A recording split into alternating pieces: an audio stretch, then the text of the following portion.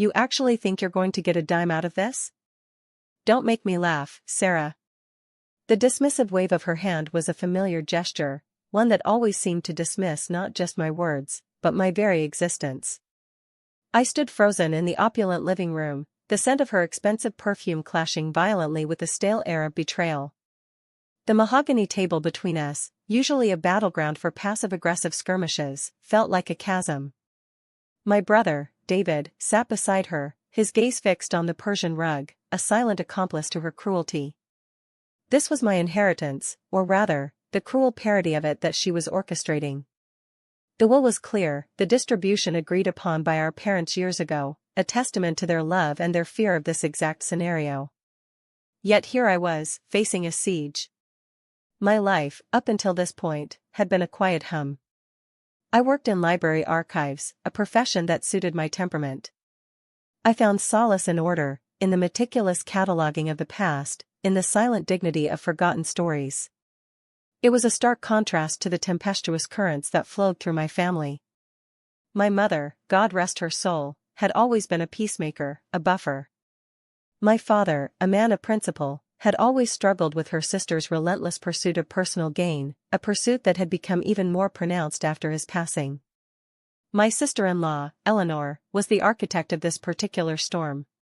She was a woman who saw relationships as investments, loyalty as a currency to be debited, and blood as a mere inconvenience when it didn't serve her purpose. She wielded her husband, my brother, like a particularly sharp extension of her will, and he, lost in a fog of his own making, readily complied. The normal was a fragile peace, maintained by my avoidance and my quiet acceptance of being the family's designated doormat. There was the time, a few years back, when I'd inherited a small collection of antique jewelry from my grandmother. My parents had been adamant that it be divided equally between me and David, a sentiment echoed in the handwritten notes they'd left behind.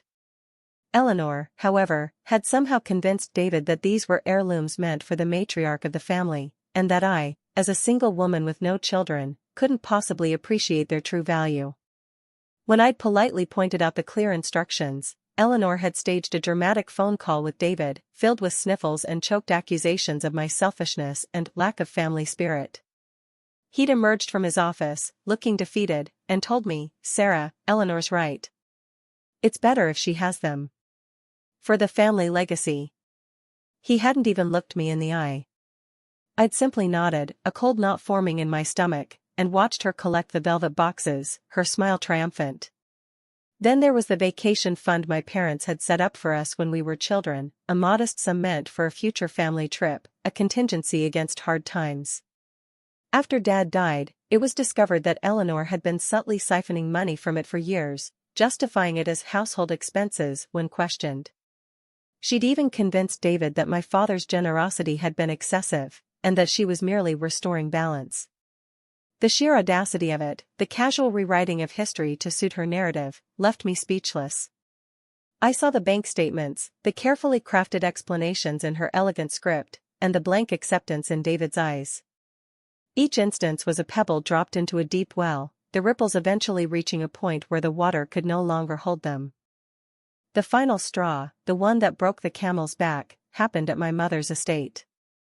We were there to finalize the distribution of her belongings, a process already fraught with Eleanor's usual maneuvering. The air was thick with the cloying scent of lilies and unspoken resentments.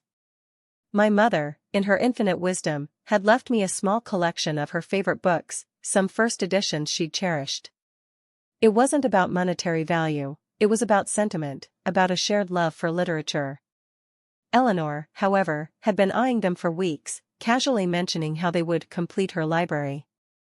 As we sat in the study, surrounded by the ghosts of cherished memories, David presented a hastily drafted document. It was a codicil, he explained, a minor amendment to the will. He wouldn't meet my gaze as he spoke, his voice strained. Eleanor, on the other hand, beamed. "It's just about the books, darling," she purred, her hand resting possessively on David's arm. "A small adjustment to ensure they go to the person who will truly appreciate their rarity and significance." She then slid the document across the polished oak desk towards me. My eyes scanned the legal jargon, a cold dread creeping up my spine. It wasn't an amendment, it was a renunciation.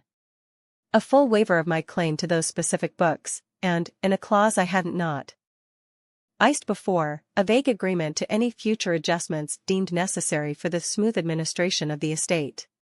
My hands began to tremble. I looked at Eleanor, her face a mask of practiced innocence, and then at David, his eyes darting nervously around the room. The silence that followed was deafening. I could feel the weight of their collective entitlement pressing down on me, the suffocating certainty that they believed I would simply sign, as always. The scent of lilies seemed to intensify, almost suffocating me. Eleanor leaned forward, a predatory glint in her eyes. "Well, Sarah? It's just a formality." The betrayal wasn't a sudden explosion, it was a slow, creeping frost. It settled in my bones, chilling me to the core. I didn't storm out. I didn't cry. I simply stood up, a strange calm washing over me. The room felt smaller, the air thinner. I looked at Eleanor, then at David, and for the first time I saw them clearly, stripped of the familial illusions I had clung to for so long. They were not family, they were opportunists. I turned and walked out of the study, out of the house, leaving the lilies, the books, and the suffocating weight of their expectations behind. I didn't say a word. The drive home was a blur. But in the quiet solitude of my apartment, surrounded by my own books, a different kind of resolution began to form. It wasn't about anger, it was about consequence. It was about a system that, while appearing fair on the surface, could be twisted and manipulated by those with no conscience. And I knew, with a chilling certainty, that this time, the system would be used against them. The following week was a quiet storm. I spent hours in my quiet apartment, the only sounds the rustle of paper and the rhythmic tap of my keyboard. I wasn't engaging in gossip or seeking alliances. I was building a case. I meticulously gathered every piece of evidence, the original will, the codicil they'd presented, my grandmother's notes about the jewelry, the bank statements from the vacation fund, and even screenshots of Eleanor's carefully worded emails, which, in hindsight, were less about affection and more about control. I consulted a lawyer, a woman with sharp eyes and an even sharper mind, who listened patiently as I laid out the facts, my voice steady and devoid of emotion. She explained the process, the legal jargon that sounded like a foreign language to most, but which, in my hands, became a precise instrument. The day I served them was anticlimactic. I didn't confront them. I didn't make a grand pronouncement. I simply engaged the services of a professional process server. I watched from my window as the uniformed man knocked on Eleanor and David's door. I saw Eleanor open it, her face a picture of annoyance, quickly replaced by shock as he handed her a thick envelope. I saw David emerge, looking pale and confused. There was no yelling, no drama. Just the quiet, undeniable delivery of legal notice. The document I had filed was a petition to invalidate the codicil and enforce the original terms of the will, supported by the irrefutable evidence I had painstakingly collected. The petition also included a detailed accounting of the funds Eleanor had misappropriated from the vacation fund, with a demand for restitution. The fallout was immediate and, for them, catastrophic. The initial reaction was disbelief. Eleanor, accustomed to my compliance, couldn't fathom that I would escalate. Her texts to me were a torrent of accusations and threats, each one more vitriolic than the last. She tried to rally David's parents, painting me as a vengeful and greedy daughter. But my meticulously organized documentation spoke for itself. The evidence was undeniable, the legal arguments sound. David, for the first time, seemed to grasp the gravity of his situation, the real cost of his blind obedience. His text shifted from defiant bravado to desperate pleas, begging me to reconsider, to settle. Eleanor's calls escalated to frantic rants, her carefully constructed facade crumbling to reveal the raw desperation beneath. She accused me of ruining their lives, of destroying the family. The social consequences, while not my primary goal, were swift and brutal. Word travels fast in our small, interconnected circle. Eleanor's reputation, already a delicate balancing act of charm and manipulation, was shattered. People saw her for what she was, a calculating opportunist who preyed on her own family. David, caught in her orbit, suffered collateral damage, his standing diminished by association. He became a figure of pity rather than sympathy. The legal battle was swift. Faced with overwhelming evidence and the prospect of public humiliation, they capitulated. The codicil was declared invalid, the books returned, and a significant portion of the misappropriated funds repaid. I didn't gloat. I didn't celebrate.